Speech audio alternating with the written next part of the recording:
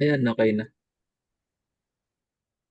So, sa right-sided heart failure, it is a systemic congestion. So, fluid backs up into the body, leading to symptoms such as uh, swelling, edema in the legs, ankles, and abdomen. So, weight gain from fluid retention increase jugular venous pressure. Next po.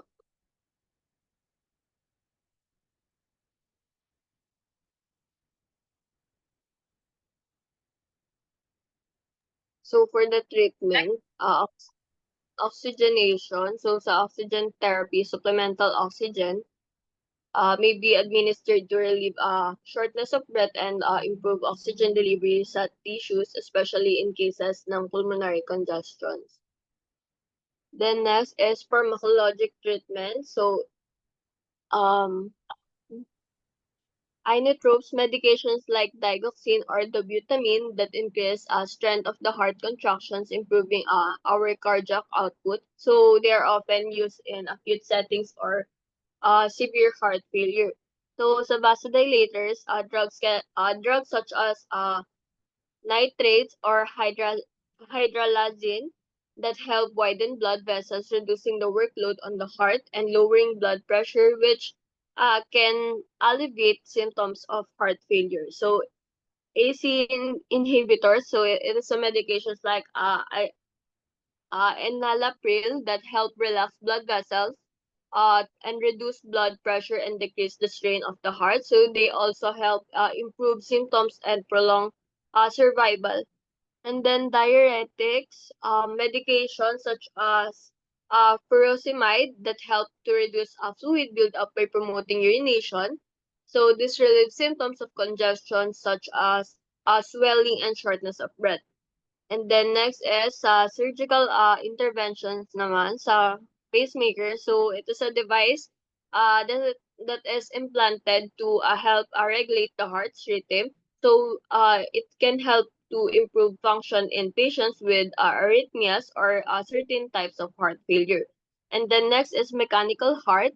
So it is also a device that helps the heart to pump blood in patients with severe heart failure.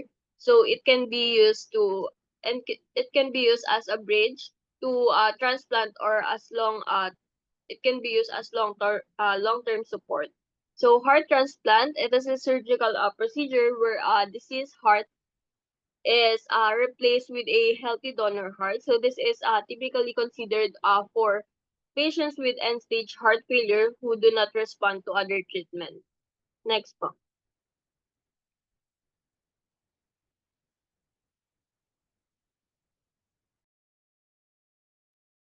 For nursing management, of course, first, maintain physical functioning to promote a cardiac wellness. So this sometimes include yung mga mild lang na exercises para ma-workout natin yung cardio.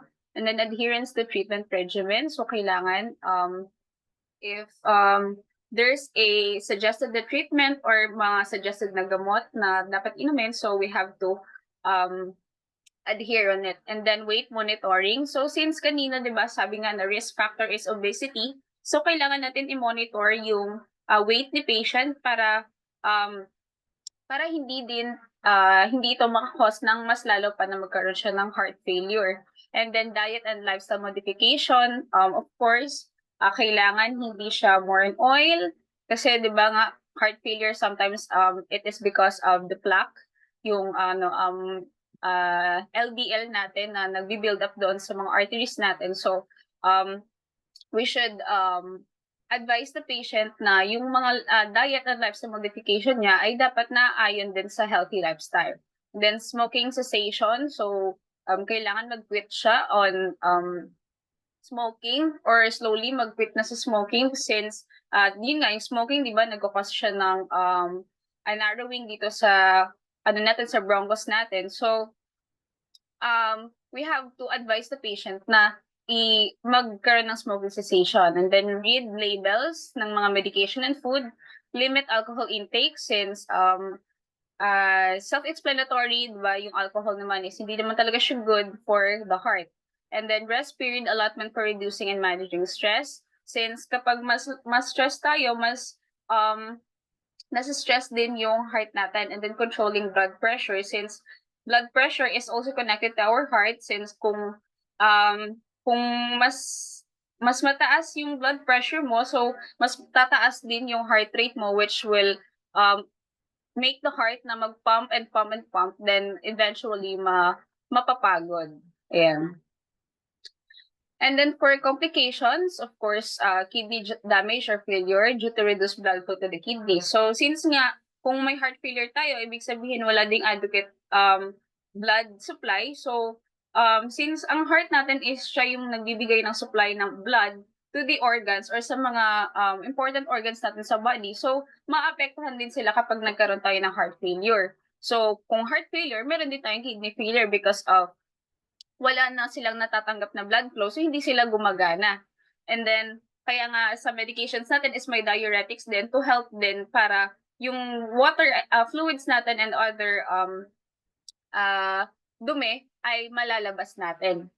And then valvular problems, valves of the heart may not function properly if it is enlarged, if the pressure is very high. So magkakaroon din tayo ng problems sa valves natin na sometimes hindi sila magpa-function properly since nga enlarged sila, tapos mataas yung pressure kasi may heart failure nga, pump ng pump yung heart natin, para nag-compensate siya. And then arrhythmias or dysrhythmias. And then liver problems, same din. CHF leads to build-up of fluid that puts too much pressure on the liver. So heart failure daw is nagli-lead to siya ng pag-build ng fluid sa body natin na nagpe-pressure sa liver. So nagkakaroon tayo ng liver problems. And that's all for our presentation. Thank you so much for listening. Thank you. Stop mo na.